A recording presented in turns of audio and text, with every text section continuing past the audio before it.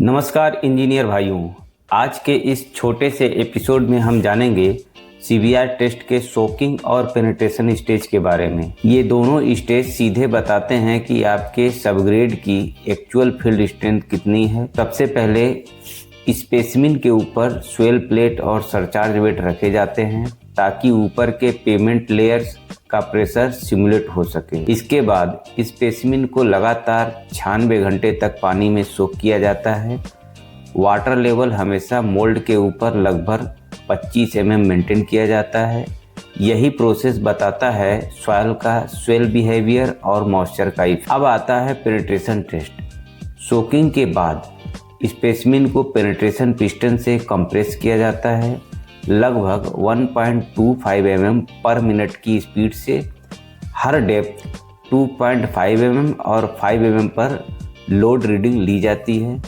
इन्हीं रीडिंग से कैलकुलेट होती है आपकी सॉइल की सीबीआर वैल्यू, जो बताती है रोड रीडिंग के अंडर सॉइल की बियरिंग कैपेसिटी। अंत में रिपोर्ट में मेंटेन किया जाता है compaction effort, dry density, moisture content, swelling percentage और फाइनल सीबीआर वैल्यू। यही पैरामीटर्स पेमेंट डिजाइन का बेस डाटा बनते हैं। तो अगली बार जब आप सीबीआर टेस्ट करें तो याद रखिए सोकिंग और पेनिट्रेशन स्टेज ही इस टेस्ट का दिल यानी हार्ट है। अगर आपको ऐसे शॉर्ट और पावरफुल लैब टेस्ट वीडियो पसंद आते हैं तो लाइक करिए, शेयर करिए और चैनल को सब्सक्राइब करना मत भूलिए। Class 8 soaking. Class 8.1 Place the swell plate with adjustable steam on the soil sample in the mold and apply sufficient annular weights to produce an intensity of loading equal to the mass of the subbase and base course and surfacing above the tested material. The total mass of shall be minimum of 4.54 kg.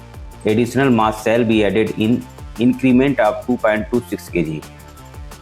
मतलब mould के अंदर soil sample के ऊपर adjustable steam वाली swell plate रखें और उस पर इतने एनुलर वेट रखें कि लोड की इंटेंसिटी उतनी ही हो जितनी ऊपर की सब बेस कोर्स और सरफेस लेयर का कुल वेट होता है। कुल मास कम से कम 4.54 kg होना चाहिए। यदि ज़रूरत हो तो 2.26 kg के इंक्रीमेंट में और वेट जोड़ा जा सकता है। Class 8.2 Place the tripod with dial indicator on top of the mold and make a initial dial reading. Mould के ऊपर ट्राइपॉड विद डायल इंडिकेटर लगाएं और इनिशियल डायल रीडिंग लें। Class 8.3 Immerse the mold in water to allow free access of water to top and bottom of the specimen.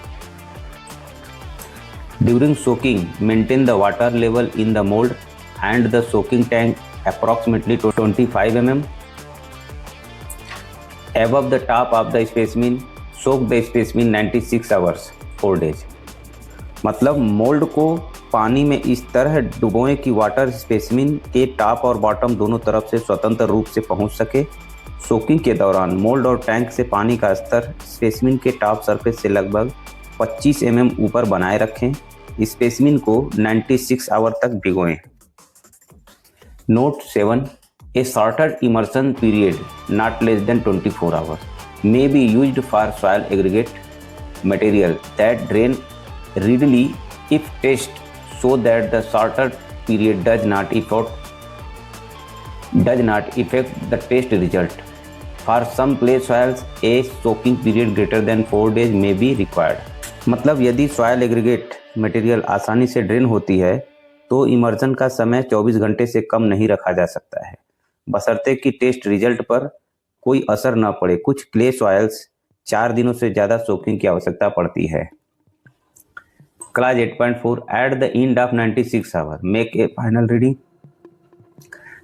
Final dial reading on the soaked specimen and calculate the swell as a percentage of the initial sample length.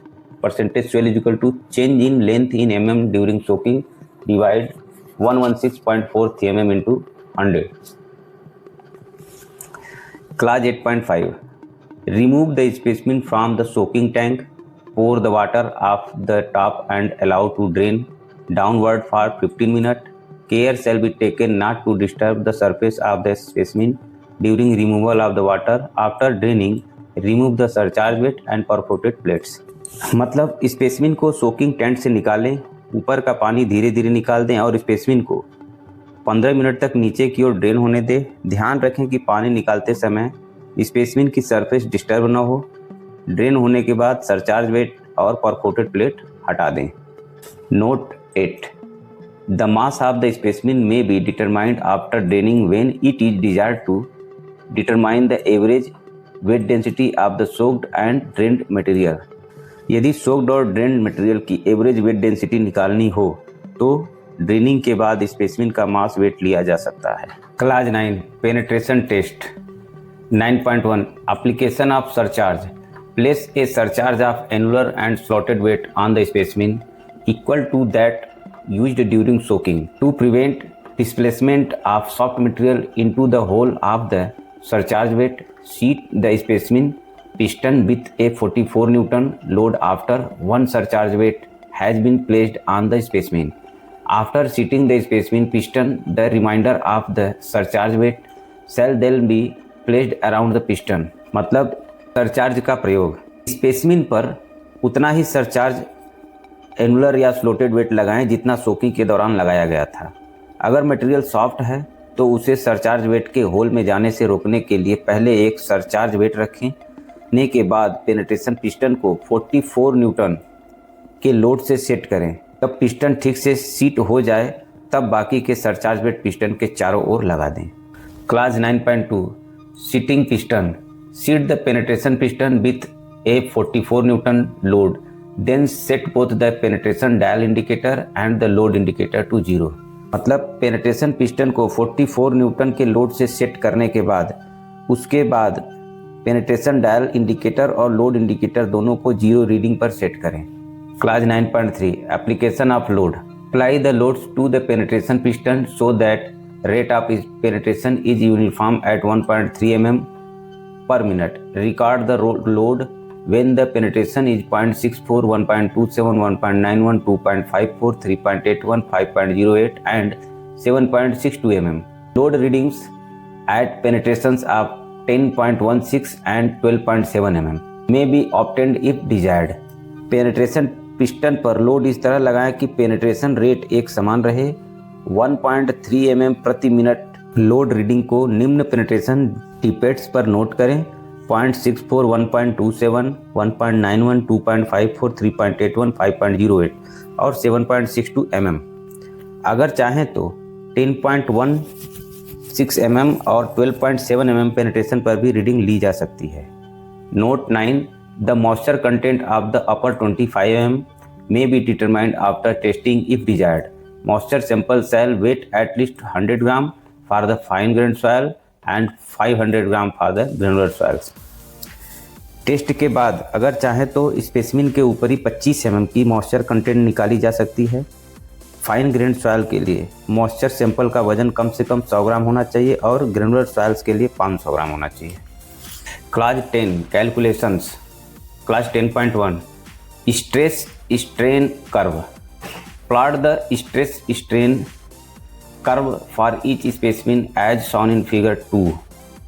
In same instances, the initial penetration takes place without a proportional increase in the resistance to penetration and the curve may be concave upward। To obtain the true stress strain relationship, correct the curve having concave upward shape near the origin by adjusting the location of the origin by extending the straight edge line portion of the stress strain curve downward until it intersects the abscissa C dashboard line।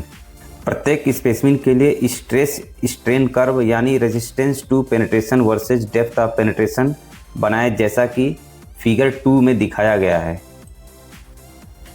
कई बार initial penetration में resistance समान अनुपात में नहीं बढ़ता है जिससे curve ऊपर की ओर कॉनकेव दिखाता है। ऐसे में ट्रू स्ट्रेस स्ट्रेन रिलेशन प्राप्त करने के लिए कर्व के कॉनकेव भाग को सही करें यानी कर्व के स्ट्रेट एज पोर्शन को नीचे से एक्सटेंड करें जब तक कि वह ऑब्सिसिया एक्सिस को काटे। मतलब ये वाली जो लाइन आप लोग देख रहे हो इसी को बोलते हैं स्ट्रेट एज लाइन। ये वाली लाइन को बिल्कुल हमको यहाँ से सीधा मिला देना है और फिर हमारी जो रीडिंग 0 की है यहाँ से हम पढ़ेंगे। जैसा कि फिगर में दिखाया गया है कि इस लाइन के स्थान पे अगर इसको हम पढ़ेंगे तो यहाँ पे हमारा होगा 5.1। ये वाली लाइन जस्ट इतनी आगे बढ़ जाएगी, 2.5 होगी यहाँ पे, इस पॉइंट पे हमारा 2.5 की वैल्यू ली जाएगी और इस पॉइंट पे 5.1 की वैल्यू ली जाएगी, जो कि ऊपर में जाके ये यहाँ पे काटता है। आप लोग इस चीज़ को बहुत ध्यान से समझिएगा दोस्तों, क्योंकि सीबीआर कहता है कि हमेशा स्ट्रेट एज लाइन पे ही हमको देखना है reading. Clause 10.2 California bearing ratio. The corrected load value shall be determined for each specimen at 2.54 and 5.08 mm, 0.10 and 0.20 inch जिसको हम लेंगे। Penetration California bearing ratio value are obtained in percent by dividing the corrected load value at 2.54 and 5.08 mm by the standard loads of 6.9 and 10.3 MPa respectively and multiplying these ratios by 100. CBR is equal to corrected load value divided by standard load into 100. तो एक specimen के लिए 2.54 mm और 5.08 mm penetration पर corrected load value निकालें। फिर CBR percentage is equal to corrected load value divide by standard load into 100, जहाँ standard load है 6.9 MPa और 10.3 MPa। Clause 10.2.1 the CBR is generally selected at 2.54 mm penetration if the ratio at 5.08 penetration is greater, the test shall be rerun. If check test give a similar result, the ratio at 5.08 mm penetration shall be used. आमतौर पर CBR value को 2.5 mm penetration पर लिया जाता है। अगर 5.08 mm penetration पर value ज़्यादा आती है तो टेस्ट को दोबारा करना चाहिए। अगर दोबारा भी वही रिजल्ट आता है तो उसी 5.08 mm वाले रिजल्ट को फाइनल माना जाएगा। Clause 10.3 design CBR for 1 water content only. Using the data obtained from the 3 specimen, plot the CBR dry density as moulded relation as shown in figure 3. The design CBR may then be determined at the desired percentage of the maximum dry density. Normally the minimum percentage compaction permitted by the agency compaction specification. मतलब 3 specimen के data से CBR dry density graph बनाएं, फिर required percentage of maximum dry density पर design CBR value प्राप्त करें, जैसा agency के कॉम्पैक्शन स्पेसिफिकेशन में बताया गया है। आप देख सकते हैं यहाँ पे सोक्ड CBR और dry density as mould kg पर MQ। सबसे पहले 10 ब्लोज, फिर 30 ब्लोज, फिर 65 ब्लोज। एग्जाम्पल के लिए आप लोग देख सकते हैं क्या कह रहा है कि given maximum dry density by T99 1986 kg per MQ. Find the CBR at 95% of the above maximum dry density. Solution 95% of 1986 kg per MQ is equal to 188 kg per MQ at 1887 kg per MQ is greater than CBR is 52. अब यहाँ पे 10 blows पे density जितनी आई, 30 blows पे density जितनी आई और 65 blows पे density जितनी आई, उसके आधार पर CBR वैल्यू और डेंसिटी के आधार पर हमने एक यहाँ पे ग्राफ बनाया। अब इसको हमने 95% CBR पे हमको देखना है कि 95% पर हमारी डेंसिटी पर कितना CBR मिलता है। तो 95% जब मैं MDD का 95% हमने निकाला तो 1887 kg पर MQ आ गया। तो हम एक्स एक्सिस पर 1887 देखेंगे कहाँ पे मिल रहा है, तो 1887 हमें इस पॉइंट पे मिल रहा है।